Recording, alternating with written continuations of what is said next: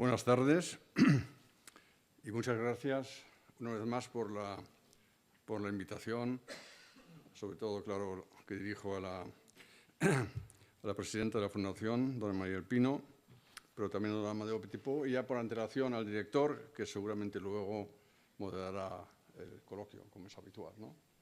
Te doy ya las gracias por si lo haces.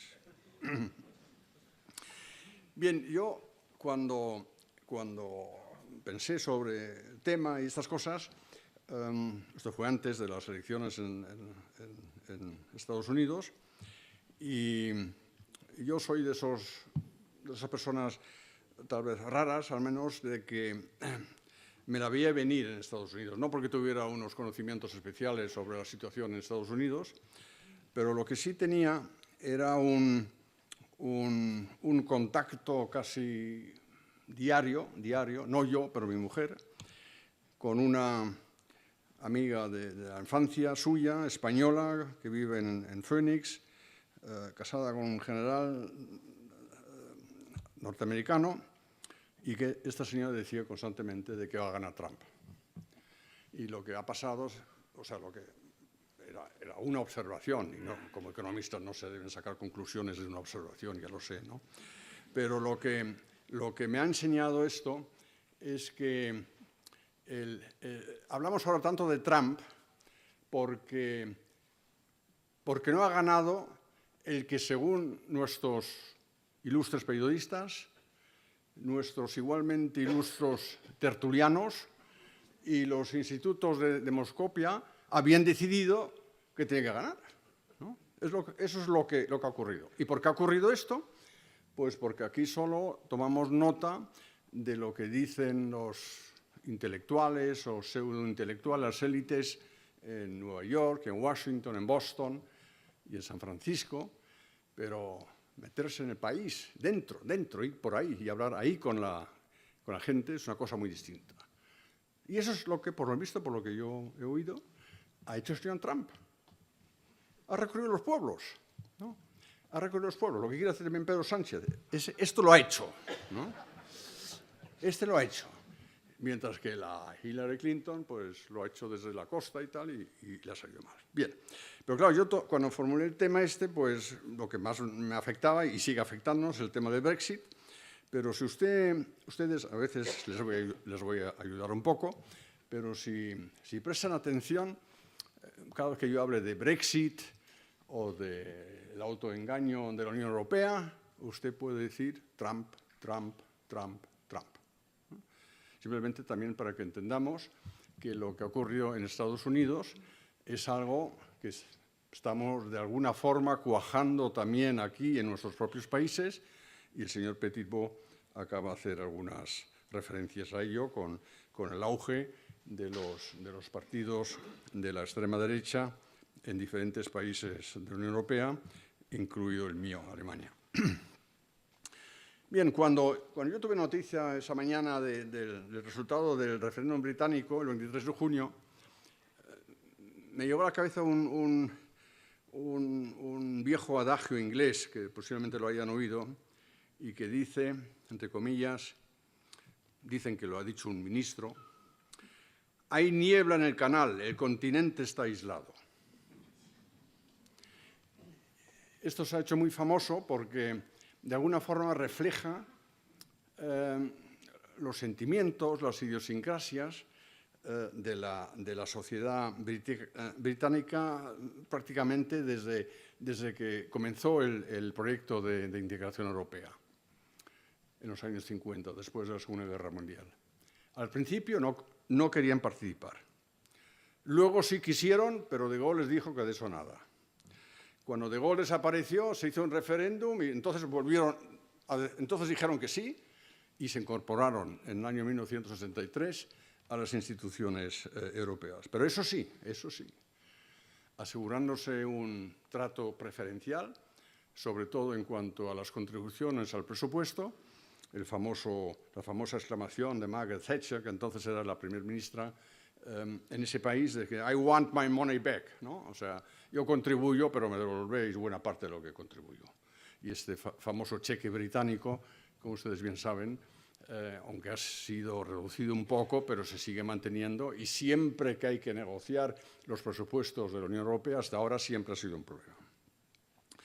Con lo cual quiero decir que el Reino Unido prácticamente no ha sido nunca un motor del proyecto europeo, pero esto tiene dos lecturas.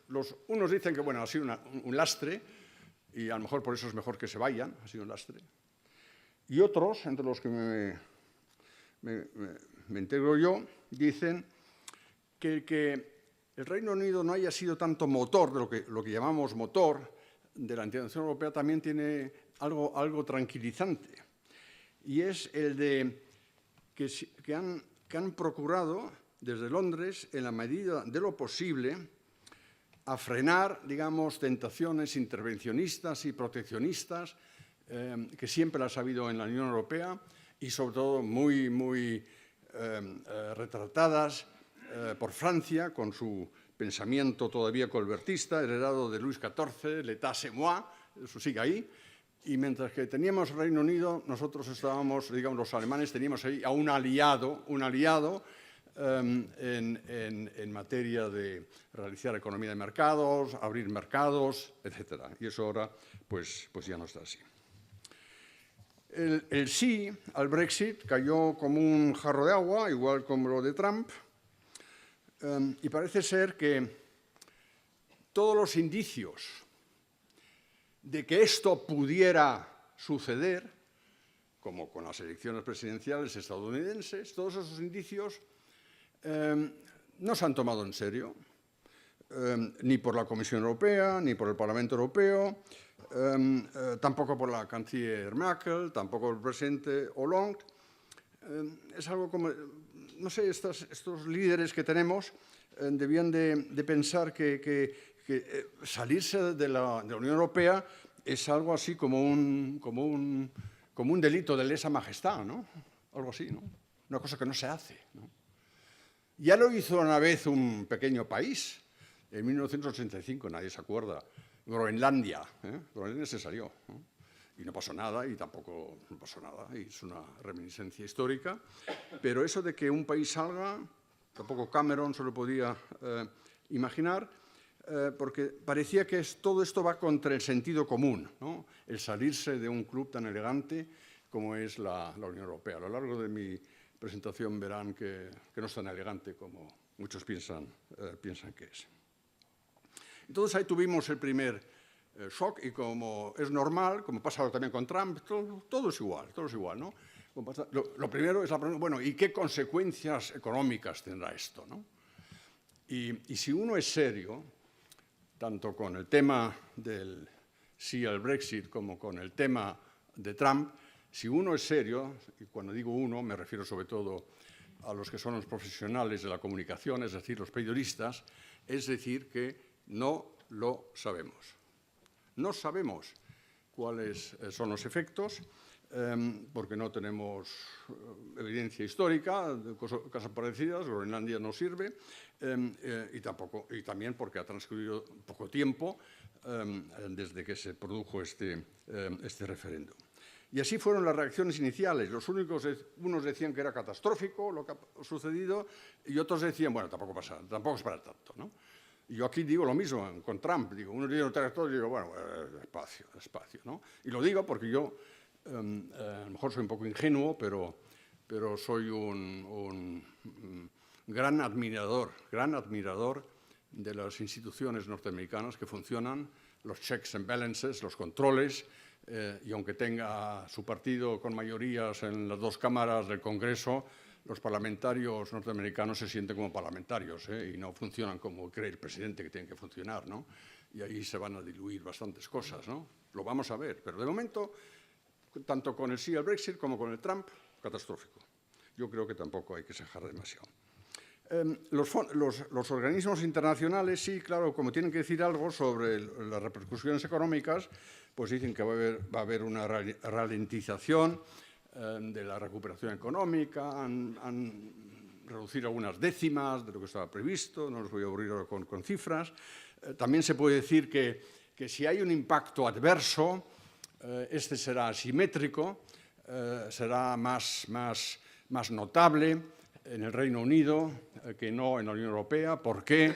Porque en el Reino Unido el comercio exterior contribuye alrededor del 12% al Producto Interior Bruto del Reino Unido, mientras que en la Unión Europea solo es el 4%. El comercio exterior solo contribuye un 4% a nuestro PIB. Y entonces de ahí pues uno ya puede imaginarse que los efectos serán asimétricos. Igual como países que tienen unos vínculos comerciales muy intensos con el Reino Unido, como son concretamente Irlanda y Holanda, se verán más afectados que los demás que no tienen tantos vínculos. Y también puede haber algún efecto sobre la inversión directa extranjera, cuando no se sabe si las empresas que estén instaladas en el Reino Unido podrán seguir disfrutando del pasaporte europeo. También se puede discutir sobre el tema de la famosa City de Londres, ¿no? Ya Madrid piensa que a lo mejor todo esto viene a Madrid, en Frankfurt pensamos lo mismo, que todo viene a Frankfurt, y en París piensan también lo mismo, que todo va a París, es decir, que no sabemos nada, ¿no? Y posiblemente todo se quede en Londres, ¿no? O sea que simplemente para que vean lo que están leyendo ustedes todos los días en los periódicos. Mucho más, lo que nos va a afectar mucho más es, digamos, las condiciones en las que se divorcia el Reino Unido de la Unión Europea. Eso es como cualquier divorcio en el matrimonio, ¿no? Algunos divorcios salen muy bien y otros se ponen a parir, ¿no? Y no se ponen de acuerdo. Pues aquí igual, ¿no? Porque tenemos uno no se puede salir así tranquilamente, es igual con el divorcio, también hay que ir al notario, pues igual.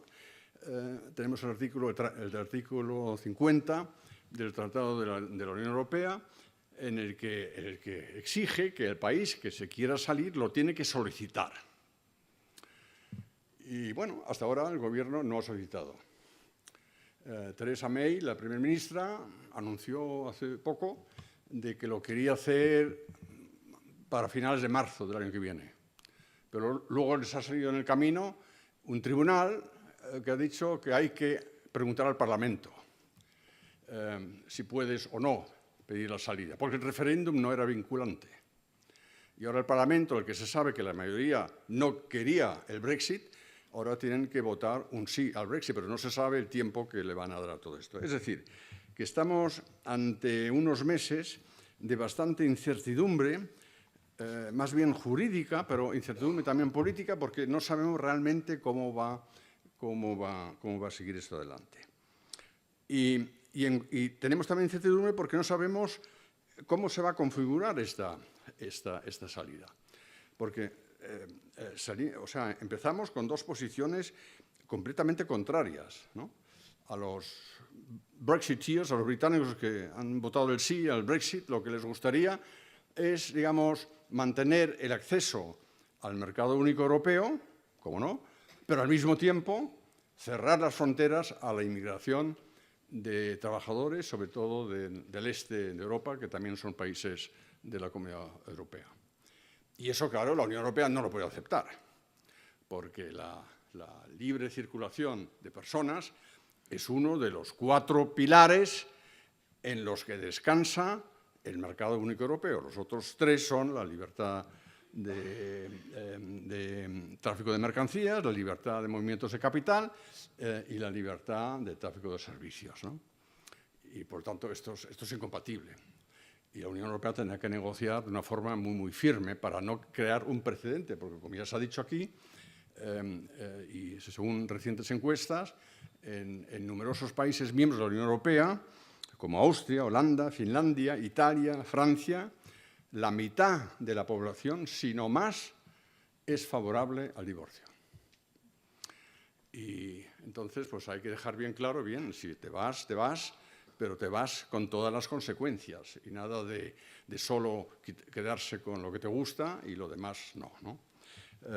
Por eso creo que estamos ante un periodo muy complicado.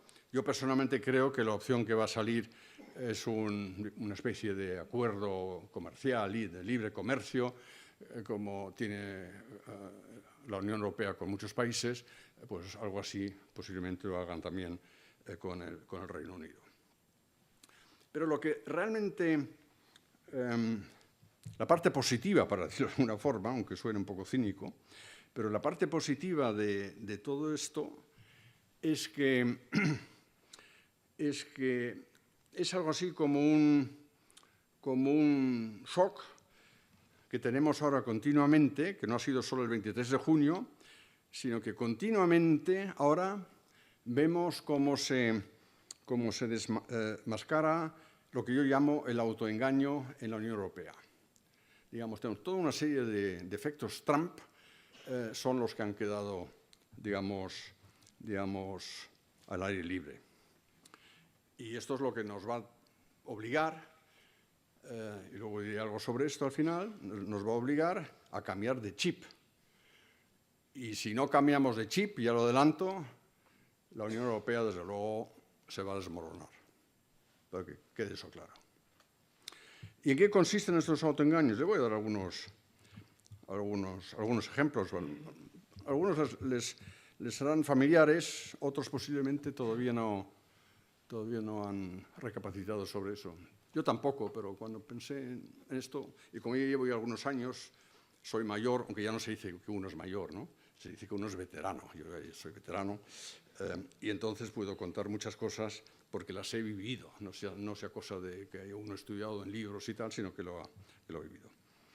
Lo primero es digamos, el creer que el proyecto de la integración europea es algo irreversible. Eso lo hemos oído 100.000 veces de la boca de grandes líderes europeos, un proyecto irreversible. Bien, pues el sí al Brexit ha dicho que eso es un mito. Y en la eurozona todavía no, pero la eurozona está continuamente, y lo he dicho aquí ya en alguna ocasión, está al borde de una implosión, ¿no? O sea, tampoco está claro de que la eurozona, por mucho que se empeñe la señora Merkel y el señor Draghi, tampoco es un proyecto irreversible, sino esto el día menos pensado nos puede también exportar, dado que las diferencias, digamos, fundamentales sobre cómo gestionar esta eurozona que existen entre los países, digamos, del centro, ¿no?, capitaneados por Alemania, y los países del sur, digamos, que capitaneados por Francia, son enormes, ¿no? Y por muchas cumbres que haya, y luego todos están tan encantados y tal, y tengan su cena y todo lo que usted quiera, pero son discrepancias fundamentales. Otro autoengaño, y este ya es muy serio también, es el de creer que se puede configurar y decretar desde arriba, es decir, desde el Consejo Europeo de Jefes de Estado y de Gobierno, una unión política. Esto fue la famosa idea del canciller Kohl y de otros, unión política.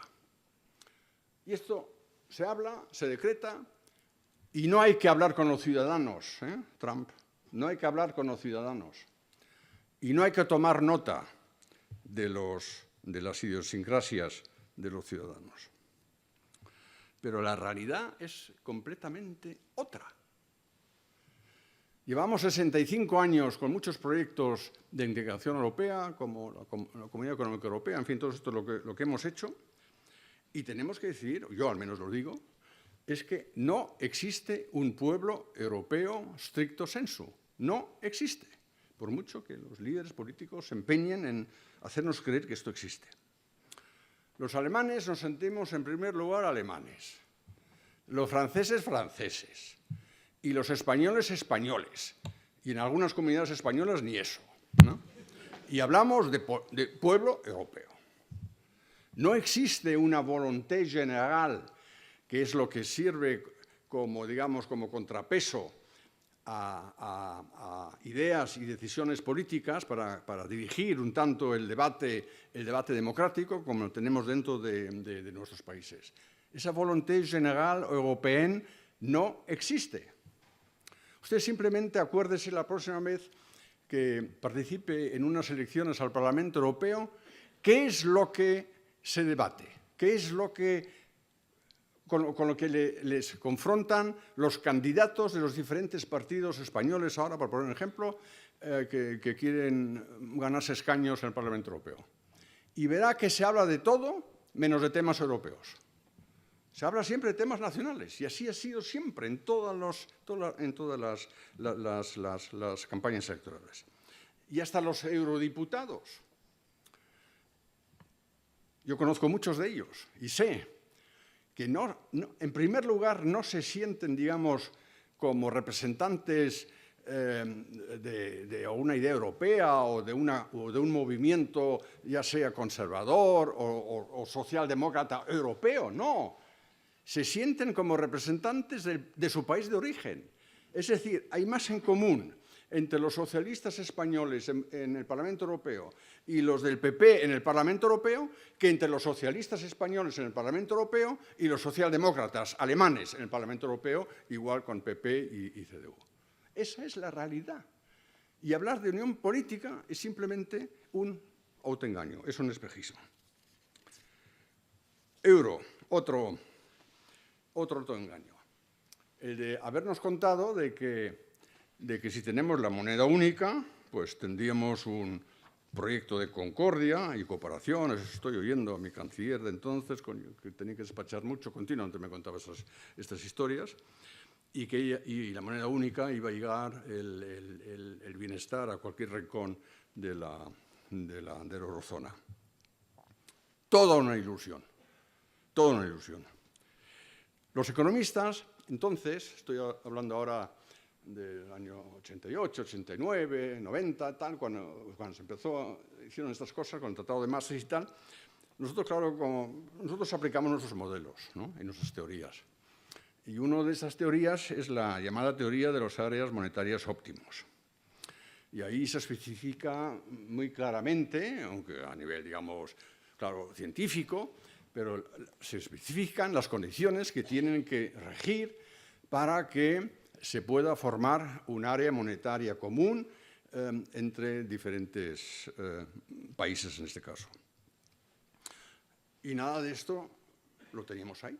Incluso los criterios, los famosos 5 criterios de convergencia en el Tratado de Maastricht, ¿se acuerdan? Los que había que cumplir para poder ser aceptado como país miembro en esta nueva eurozona, eran solo criterios de convergencia nominal, ¿no? Que el déficit público no fuera demasiado alto, que la deuda pública no fuera demasiado alta, de que hubiera poca inflación, todo nominal.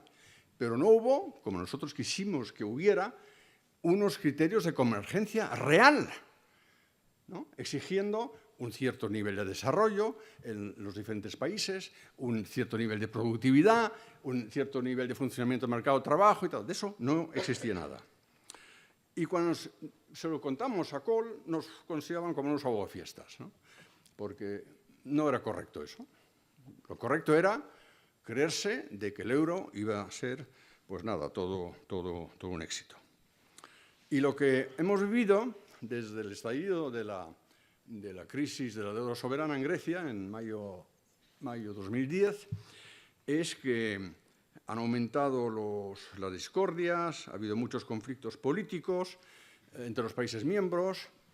Alemania y la señora Merkel eran los malos de la película, el chivo expiatorio ideal para desviar la atención pública de la incapacidad de algunos jefes de gobierno de países crisis, desde Zapatero hasta Renzi, pasando por Tsipras, en reconocer que la causa de los problemas era de origen casero. Era mucho mejor echarle la culpa a otros, ¿no? Mucho mejor echarle la culpa a otros. Y estas deficiencias que no se han arreglado en los diferentes países han tenido un efecto, como también viene en cualquier manual de economía sobre crecimiento, la teoría del crecimiento de Barro, por ejemplo, la famosa convergencia beta. Eso tengo que decir, porque también es importante, eso he dicho ahora entre comillas, de que una buena conferencia es si los que están presentes no entienden todo, ¿eh? Porque si no pueden leer el periódico, ¿no? Y eso lo entienden, ¿no? Por eso de vez en cuando tengo que confrontarles con algo más metódico, sin ahora entrar mucho, no os voy a aburrir con esto, pero Pero hay un indicador, un modelo que se llama convergencia beta, que está basado en estudios empíricos de largas series históricas y tal, en los que se demuestra que los países, con el tiempo, consiguen converger en términos reales. Es decir, los países menos avanzados al principio de un periodo de lo que sea, digamos en este caso de la construcción de la eurozona, estos suelen crecer más deprisa que los otros y después de algún tiempo tenemos convergencia que lo llama baro-beta.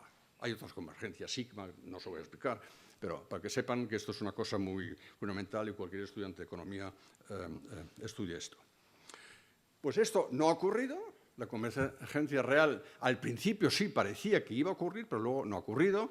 Las diferencias en desarrollo, en productividad y tal han aumentado y hay un estudio muy interesante que le quiero citar del Banco Central Europeo en su boletín económico del mes de agosto, en el que han analizado hasta, digamos, si hay o no hay una correlación entre deficiencias estructurales en la economía y en las instituciones y capacidad de crecimiento. Y el resultado es clarísimo, la hay. Y donde hay atascos reformistas, esto lastra el crecimiento económico. Y donde no lo hay, el crecimiento económico es más dinámico.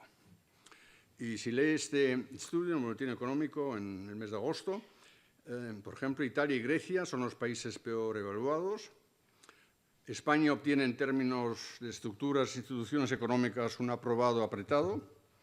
Alemania, a duras penas, un notable. Y solo Finlandia, un sobresaliente rotundo.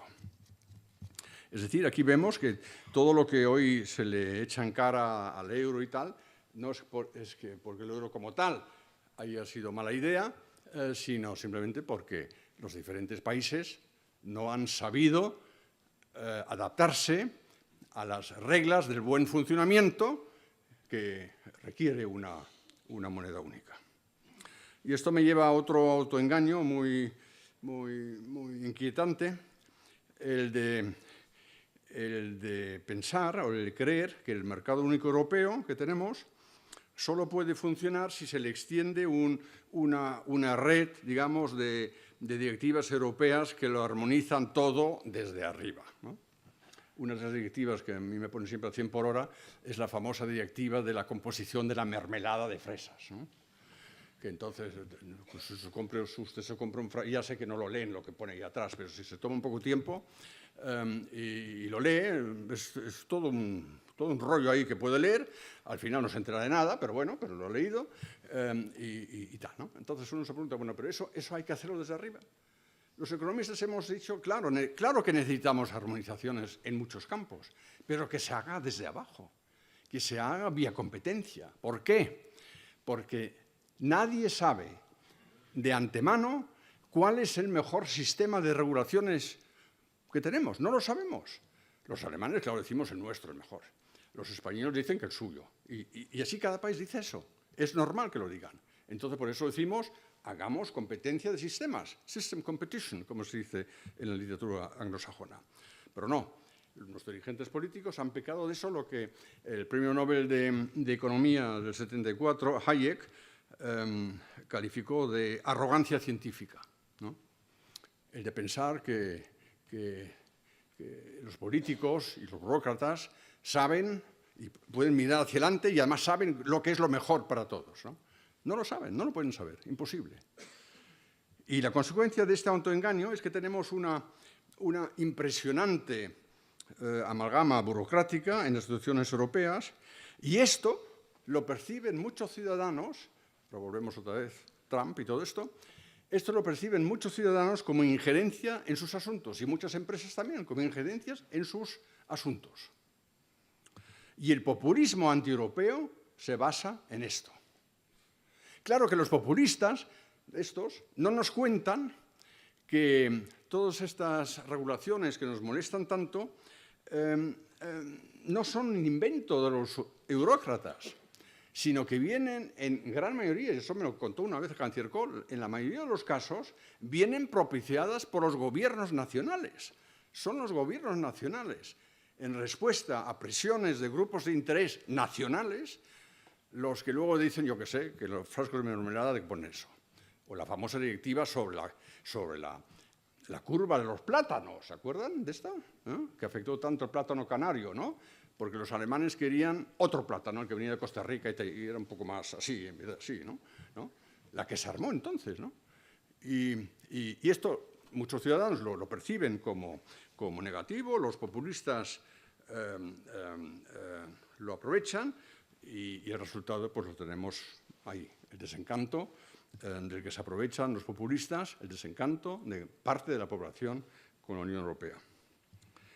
Y así podría seguir contándoles cosas de estas como también un autoengaño muy... ¿Ustedes se acuerdan de la Agenda de Lisboa del año 2000? En la Agenda de Lisboa, el Consejo Europeo de Jefes de Estado y de Gobierno anunció que iban a convertir la Unión Europea en el espacio económico más competitivo y dinámico del mundo. Y lo que pensaban entonces, por lo visto, es que la economía funcionaba a golpe de voluntarismos políticos. Pero la economía no funciona así. No funciona así. La economía funciona, como sabemos, y explica la teoría económica, pero lo sabemos también por la realidad, funciona con arreglo a lo que decidan, por ejemplo, las empresas en el momento de invertir y de aplicar programas de I+D, de investigación y desarrollo. Son las empresas las que deciden sobre cómo funciona, qué potencial de crecimiento hay en una economía.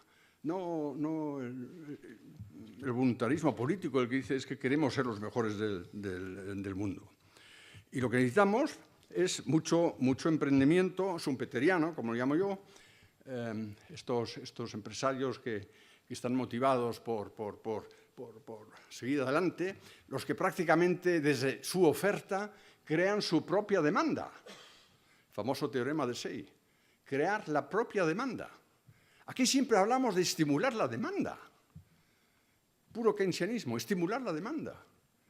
Y se nos olvida, si ustedes piensan un poco, cuando vean las cosas que compran ahí, se van al Corte Inglés y ven todo lo que hay ahí y compran y tal. Hagan un pequeño ejercicio mental, si es posible, muchas veces es posible hacerlo, y pregúntense todo lo que ve ahí de cosas bonitas y tal, si eso lo hubo ya hace 15 años. Y se va a encontrar que más o menos el 70% de las cosas que compramos hoy, hace 15 años no las conocíamos. Y tampoco las tenemos hoy porque hubo un gran clamor por el lado de los demandantes. Queremos un smartphone, queremos una tableta. No, de repente estaba ahí la tableta. Y entonces sí, todos dijimos la queremos. Primero estaba el empresario, ese schumpeteriano, en este caso Apple y tal, que hizo tableta. Y con eso se creó su propia demanda. Así es como funciona una buena economía, si los gobiernos la dejan funcionar de esta forma, y no con grandes declaraciones a nivel europeo. En fin, con todo este canon de autoengaño, yo no quiero ser crítico con la Unión Europea, todo lo contrario. Soy un gran admirador de la integración europea, entre otras cosas porque soy bastante egoísta y como ciudadano, como veterano que soy, he gozado de un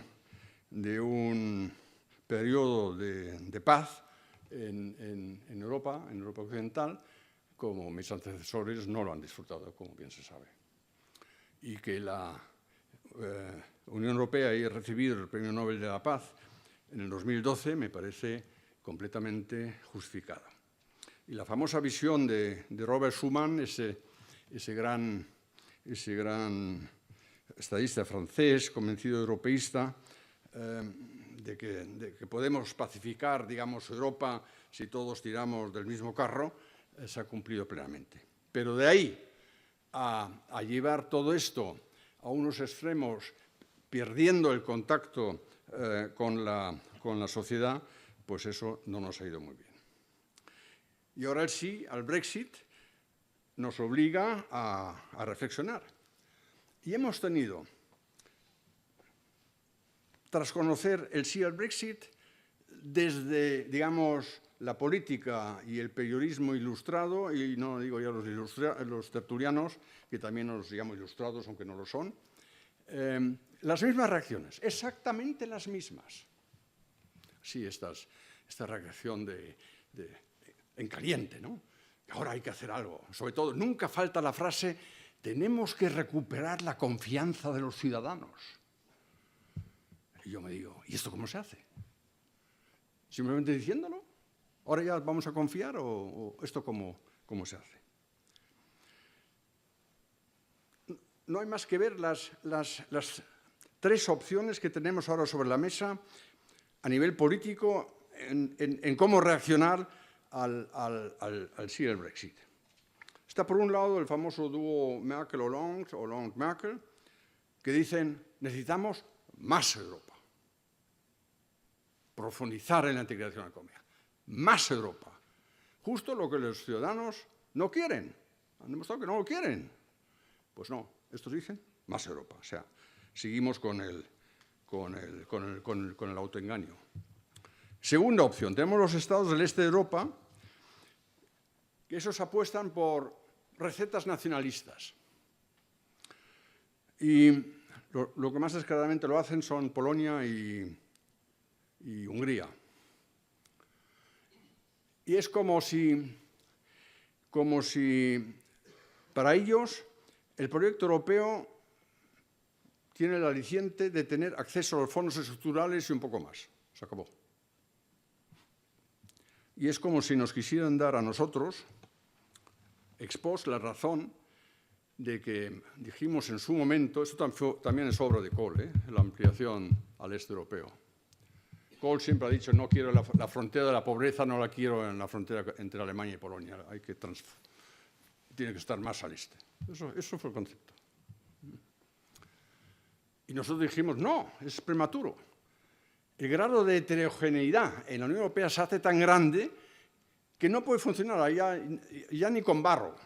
No puede funcionar o tarda décadas hasta que estos países del este europeo puedan alcanzar niveles de desarrollo como los tenemos en los demás.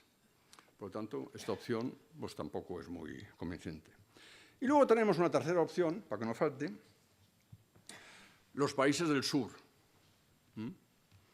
incluida España. Estos dicen otra cosa. Dicen, la reacción ideal al sí al Brexit es, primero, que tenemos que relajar las reglas del euro. Tenemos que mancomunar la deuda pública. Ayer o anteayer, el comisario responsable de la Comisión Europea, francés, ha dicho, bueno, esto de las políticas de ajuste se ha acabado y ahora vamos a hacer políticas de expansión fiscal y tal, ¿no? Como si hubiéramos hablado nuestras cosas, ¿no? Es como el que está así medio operado de la úlcera del estómago, dice, bueno, todavía no estoy muy bien, pero voy a empezar ya a tomar whisky otra vez, ¿no? Que es lo que me gustaba, ¿no? Eso es en eso estamos. O sea, están viendo que son unas reacciones completamente inviables. Es como si lanzáramos varios trenes y claro, chocarán. Así no podemos ir. Así no podemos ir. Y mi modelo es otro. Les voy a explicar un poco rápidamente cómo me imagino yo, cómo podría la Unión Europea replantearse su futuro de tal forma que también fuera viable de verdad y sobre todo los jóvenes que también están aquí pudieran disfrutarlo. Y tengo 6 proposiciones. Son muy fáciles de memorizar, aunque una que otra tendré que explicar alguna cosa, pero son fáciles de memorizar. Si no, luego cuando vayan a casa repitan 8 veces para que cuando mañana lean algo en el periódico se den cuenta de lo que han aprendido aquí en comparación con el periodista del artículo que estaba usted leyendo, porque no está aquí. La primera proposición, y eso ya es lo más evidente, lo más obvio, es acabar con el autoengaño y con los espejismos estos que he dicho. Es decir, no prometer el oro y el moro y hacer una cosa que, por lo visto, a los políticos les cuesta mucho hacer.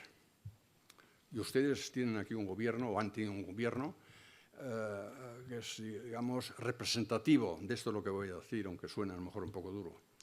Y es la falta de disponibilidad, o tal vez también de capacidad, de hacer labor de pedagogía, de explicar a los ciudadanos el por qué se hace una cosa y se deja de hacer otra, y cuáles son los posibles costes, cuáles son los beneficios, si van a ser a corto plazo, si van a ser... Todo eso hay que explicarlo. Nosotros los economistas lo hacemos casi todos los días, pero claro, lo que decimos nosotros no tiene ningún impacto.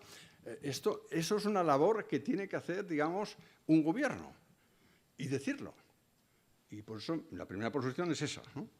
El aprender a perseguir grandes objetivos, como son los de la paz, la libertad y el bienestar, todo eso, pero siempre acompañado con pedagogía y explicándolo a la ciudadanía. Segunda proposición, y esa ya es muy importante, y esa es fácil de memorizar. Romper la rutina de infringir con las reglas y las normas de los tratados europeos. Es como si fuera yo el jefe de la Policía Nacional de Tráfico y les dijera ahora aquí, digo, por favor, dejar ya de excederos continuamente de los límites de velocidad de la autopista e ir, por favor, cuando se pone ahí 130, ir a 130, es lo mismo, ¿no? Todo el mundo diría, claro, es lógico que se hiciera esto. Pues bueno, pues no, en la Unión Europea estamos infringiendo continuamente normas, estamos infringiendo normas. Los planes de rescate en los países en crisis fueron el primer ejemplo, porque es que están prohibidos. Se nos ha olvidado. Están prohibidos en el Tratado de Maastricht, artículo 104. ¿Y quién eliminó esto de un plumazo? Un viernes 10 de mayo de 2010 a las 10 de la noche más o menos, el ministro de Hacienda alemán Schäuble. Y su argumento fue, fíjese, el fondo intelectual de nuestro ministro, decir, no, es que lo tenemos que decidir hoy antes de que abra la bolsa de Tokio, para evitar que se formaran turbulencias financieras. Y así se hizo, ¡bum!, fuera. Y el último ejemplo, eso a lo mejor a ustedes les gustará menos, el último ejemplo es la decisión de la Comisión Europea, ya de este año, el de no multar a España y a Portugal por no haber cumplido el compromiso del déficit público acordado con la Comisión Europea en 2015. Por supuesto que los hubieran tenido que haber multado, pero no se ha hecho. Fracción. No importa, hacemos normas, pero no importa. No sé cómo les llega a ustedes eso, pero a mí, es que yo como ciudadano, no hablo ya como economista, sino siempre como ciudadano, a mí eso me molesta tremendamente. Porque a mí, si yo me excedo de velocidad, me cae una multa. Y si hago una declaración de renta que no sea correcta, me cae otra sanción. Es que ni me preguntas si me gusta o no, o si me viene bien en este momento, o ese tipo de cosas. Pero los políticos o a nivel de Estado se pueden permitir el lujo de interpretar y aplicar normas de tratados que ellos mismos han firmado según la oportunidad del momento. En el pacta sunt servanda, solemos decir en el derecho mercantil, y todos sabemos, las empresas lo saben, pero también nosotros como hogares y tal, lo sabemos que es muy positivo el saber que cada parte tiene que cumplir con lo que ha acordado en un contrato, de lo que sea, en un contrato de compra, un contrato de inversión, ese tipo de cosas. Eso lo aceptamos, pues lo mismo digo, eso lo tenemos que aceptar también a nivel de la Unión Europea. Y el que no quiera aceptar las reglas, pues que se vaya, así de fácil, que se vaya, o que no entre en la eurozona.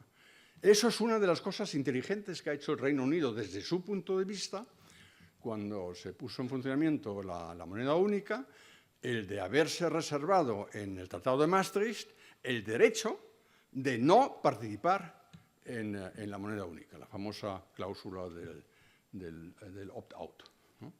Porque no querían, sabían que no les gustaría, entonces eso es ok, eso está bien. Pero una vez dentro del club, tienes que aceptar las reglas. Tercera proposición. El núcleo, o sea, tenemos que conservar el núcleo de la Unión Europea, siempre hablo solo de lo económico. ¿Cuál es el núcleo de la Unión Europea? El mercado único europeo, junto con el acuerdo de Schengen. Yo creo que es el mayor logro que tenemos en materia de integración económica. Nos viene bien a todos y yo creo que esto realmente hay que conservarlo.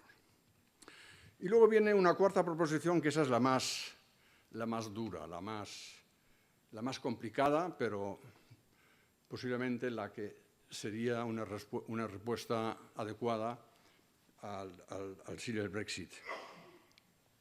Y es que tenemos que aplicar con mayor rigor el principio de la subsidiariedad. Eso es una palabra difícil, un término difícil, pero que figura en el Tratado de la Unión Europea. Subsidiariedad. ¿Qué significa subsidiariedad? El principio. El principio de la subsidiariedad significa que en las diferentes áreas de la economía, de la política y tal, las decisiones se tomen siempre en el nivel institucional donde se pueden ejecutar con la mayor eficacia y además con el mejor contacto con la ciudadanía. Es decir, el famoso caso ese de la mermelada, eso se puede regular a nivel de los municipios casi, ¿no? O sea, hay muchas cosas que se pueden hacer a nivel de los municipios, las siguientes a nivel de los estados, y luego hay otras que hay que hacerlos a nivel supranacional. ¿Qué es lo que se puede hacer o se debe hacer a nivel supranacional, es decir, a nivel de la Unión Europea? Pues todas aquellas políticas que si cada país pudiera hacer lo que le venga en gana, tendrían efectos externos negativos, como lo llamamos, es decir, afectarían adversamente a sus socios y, por lo tanto, eso no lo podemos aceptar dentro de la Unión Europea. Por ejemplo, las políticas energéticas o sobre cambio climático. No tiene ningún sentido hacer una política de cambio climático a nivel nacional, no tiene ningún sentido, porque los CO2 es un bien de estos que va por el tal y que no se para delante de las fronteras, ¿no? Por eso hay que hacerlo a nivel supranacional. Políticas sobre el comercio exterior, lo mismo. Políticas de competencia, lo mismo. Política digital. Todo esto son políticas migratorias, de las que habría aquí también ya una vez, ¿no? Todo esto son áreas en las que está plenamente justificado que esto se haga a nivel supranacional. Pero luego hay muchas otras políticas que se pueden hacer a nivel nacional, y una de ellas es, por ejemplo, la política tributaria. Es que hay que pensar, hay que reflexionar 5 veces para entender el por qué la mira de 26 países de la Unión Europea está enfocando a Irlanda, porque los irlandeses o el gobierno de Irlanda hace una cosa realmente tremenda, y es el de tener impuestos bajos. Y eso automáticamente, con el liderazgo de Alemania, se declara como competencia desleal. Y yo le digo al señor Schäuble, ¿por qué no baja usted los impuestos? Si los irlandeses bajan los impuestos, porque ahora han entendido que con impuestos, sobre todo sobre sociedades, bajos, pueden atraer a más empresas. Esas empresas crean riqueza en Irlanda, crean empleo en Irlanda. Lo que yo invitaría a los demás países, lo dije antes, no armoniza todo desde arriba, sino aplica la competencia de sistemas y copia a Irlanda. Pero no, se le presiona a Irlanda para que suban sus impuestos. El principio de subsidiariedad no permitiría esto. Se dice, no, cada país que tenga sus sistemas tributarios que le parezcan bien y los demás, si les parecen mejores, que lo copien y tal. En el Tratado Europeo, ahí se les asigna a los parlamentos nacionales la función de controlar si la Comisión Europea decreta nuevas cosas con directrices y tal, si esto es compatible con el principio de subsidiariedad, que es como decir que si eso es una cosa que hay que hacerla en Bruselas o si esto es una cosa que se puede hacer desde cada una de las capitales de los países miembros. Muy importante es el principio de subsidiariedad. Quinta proposición, dentro de la eurozona tenemos que cuidar la línea divisoria entre la política fiscal, que como ustedes saben es de incumbencia nacional, y la política monetaria, que como también saben es europea. Ahora está todo así mezclado. Draghi es el rey de Europa, Draghi financia los gobiernos, todo eso está prohibido, pero lo hace. Otra infracción, ¿no? Pues eso hay que desmantelarlo. Es bueno también que se cuide esto porque es para los gobiernos un acicate para cuidar sus cuentas públicas, que por cierto el equilibrio presupuestario no es una finalidad en sí, ¿no? Como algunos dicen, no, el ajuste fiscal, no, es un medio para un fin. Es un medio para un fin, y un fin es, por ejemplo, el de tener una buena base para el crecimiento económico, para el crecimiento de empleos. Eso lo sabemos por evidencia empírica, que con presupuestos equilibrados, a la larga, se anda mejor que con desequilibrios. Pero también hay otro aspecto del que se habla poco, pero yo sí, como soy ya veterano, puedo hablar de esto. Aquí siempre se habla mucho en todos los países europeos, de la desigualdad, ¿no? De la desigualdad. Se habla mucho de la desigualdad entre unos y otros, hoy. No quiero entrar en este tema, pero se habla muy poco de la desigualdad intrageneracional que producimos si nos permitimos el lujo de déficits públicos excesivos y de un endeudamiento estatal que crece año tras año. ¿Por qué? Porque nuestros hijos, nuestros nietos, incluso todavía los bisnietos que todavía han nacido, van a ser a los que se les pasará la factura porque nosotros hoy queremos vivir por encima de nuestras posibilidades. Fantástico, ¿verdad? No he oído todavía ninguno, y sobre todo estos progres que andan por ahí sueltos, de afrontar este tema. Tendría un tema excelente, ¿no? Y decir, no, por eso queremos sostenibilidad de las finanzas públicas para no traspasar a futuras generaciones las consecuencias. En la política de cambio climático lo hacemos, cuidado. Ahí sí, ahí tenemos de repente una visión de que pensamos que cómo va a ser este planeta en 400 años. Yo digo, sinceramente, que a mí me importa un pino eso, ¿no? Cómo va a ser en 400 años. Pero bueno, como eso hay que decirlo, pues yo también lo digo. ¿Cómo va a ser el planeta dentro de 400 años? Y pensamos ya hoy cómo aplicar políticas adecuadas, como se está haciendo ahora en Macareix, políticas adecuadas para que podamos acercarnos a este objetivo. Ahí sí, ahí estamos dispuestos en las diferentes sociedades a tener un horizonte muy lejano. Pero en la política fiscal no. Y yo digo que sí, que lo necesitamos. Y el Banco Central Europeo, dentro de esta línea divisoria entre política presupuestaria y monetaria, pues que se dedique a lo que es lo suyo, hacer política de estabilidad de precios y sobre todo, recuperar la función conductora de los tipos de interés para la asignación de ahorros y capitales. Lo que tenemos actualmente con estos tipos de interés normalmente bajos, esto nos va a crear una serie de efectos colaterales indeseados y, por tanto, no puede ser una cosa eterna. Y ya la última, la sexta proposición, es de ser muy cauteloso en cuanto a nuevas ampliaciones de la Unión Europea. Yo diría que no debería haber ninguna adicional, tampoco con Turquía.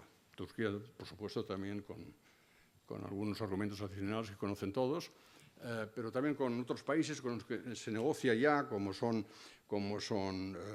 Montenegro y Serbia, y luego están ahí Albania, Macedonia, en fin, todo el mapa este geográfico balcánico, simplemente por lo que dije antes. Esto aumentaría el grado de heterogeneidad económica en la Unión Europea, que ya no es manejable. Y por lo tanto sería bueno, y esa es mi proposición, el de consolidar primero económica e institucionalmente la Unión Europea, y luego ya veremos alguna vez si la ampliamos más o no. Y luego tenemos que, aparte ya de esas proposiciones, creo que tenemos que fortalecer los factores de crecimiento. Y esto se hace, pues, antes mencioné el tema de los procesos schumpeterianos. Nosotros hablamos de destrucción creativa que limpie los mercados, hoy se habla de innovación disruptiva en el contexto de la revolución digital, son siempre los mismos procesos, es decir, que necesitamos mecanismos en nuestras economías que de vez en cuando es como un aire fresco que viene de la sierra que limpie esto, ¿no? Como Madrid, cuando está congestionado y tal, todo el mundo está deseando, por un lado, que la Carmena no haga tonterías y, por otro lado, que venga un viento para que limpie esto. Pues esto es lo mismo, ¿no? Y entonces, ¿cómo conseguimos este viento, que nos limpie los mercados de actividades obsoletas y abra el campo para nuevos emprendimientos? Pues políticas de oferta.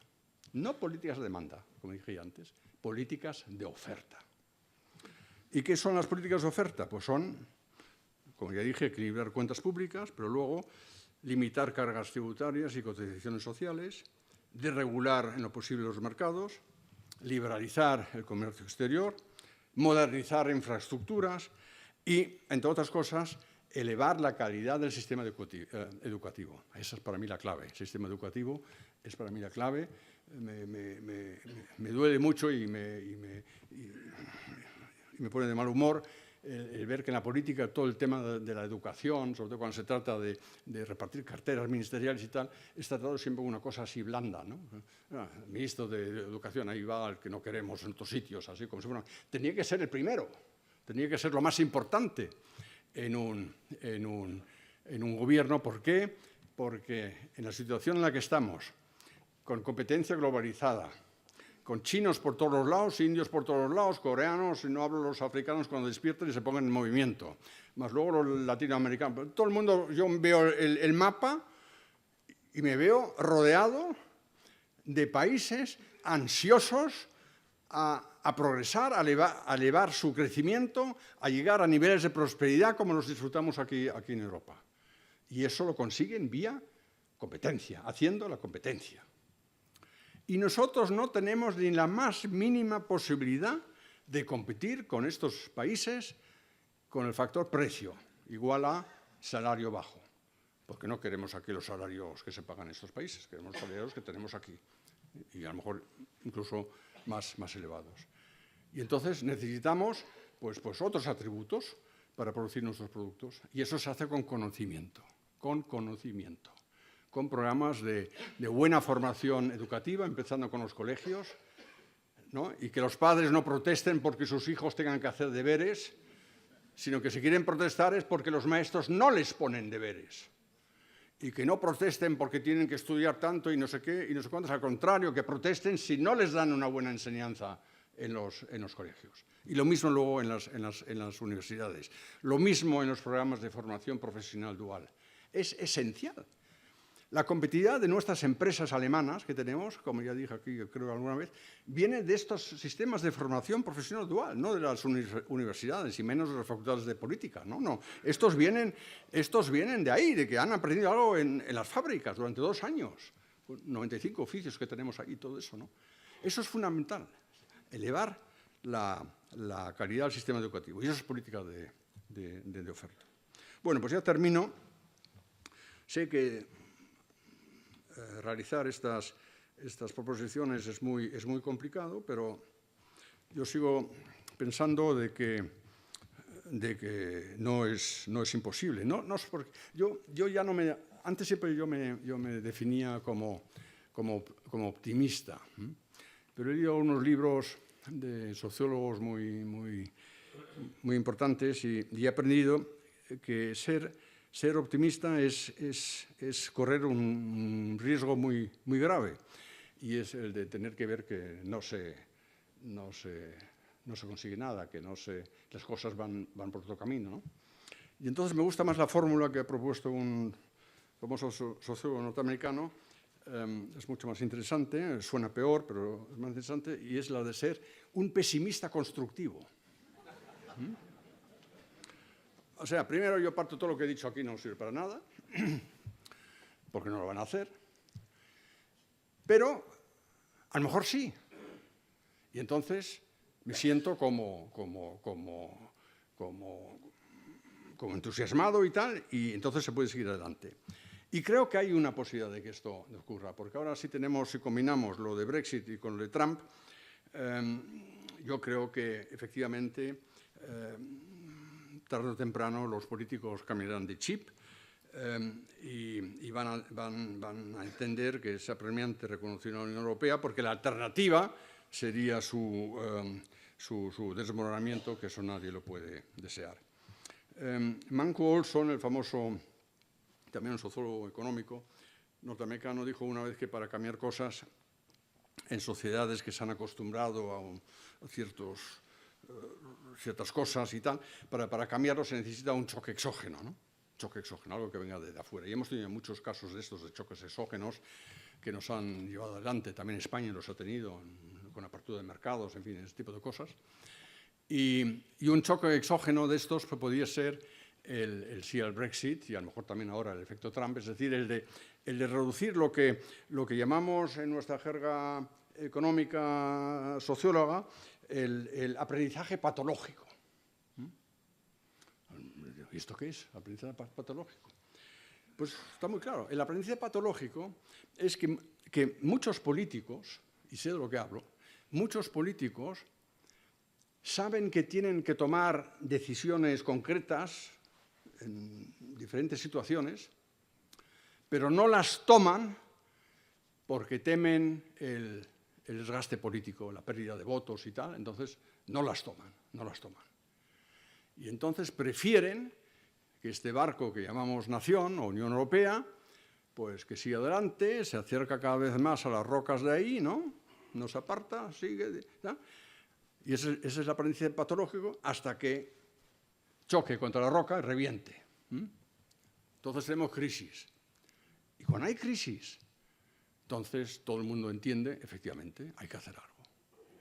Y entonces se pueden hacer muchas cosas que se hubieran podido haber hecho ya antes sin tener que haber efectuado todo este recorrido. Y eso es el aprendizaje patológico. El que funciona siempre es el haber librado una guerra y haberla perdido. Eso es importante, haberla perdido. Como los alemanes del 45, perderla. Y vosotros, los victoriosos, llevaros todos nuestra maquinaria que no sirve de nada, porque es el año 1910, y nosotros la nueva, la de 1950. Nos ha funcionado de miedo, ¿no? Pero no vamos a hacer siempre una guerra y encima perderla, ¿no? Eso tampoco, ¿no? Por lo tanto, Manco Olson, yo estoy con él, choques exógenos pacíficos. Y el sí al Brexit es un choque de este tipo, y lo de Trump lo mismo, y luego ya solo queda el proverbio español, que no hay mal que por bien no venga. Muchas gracias.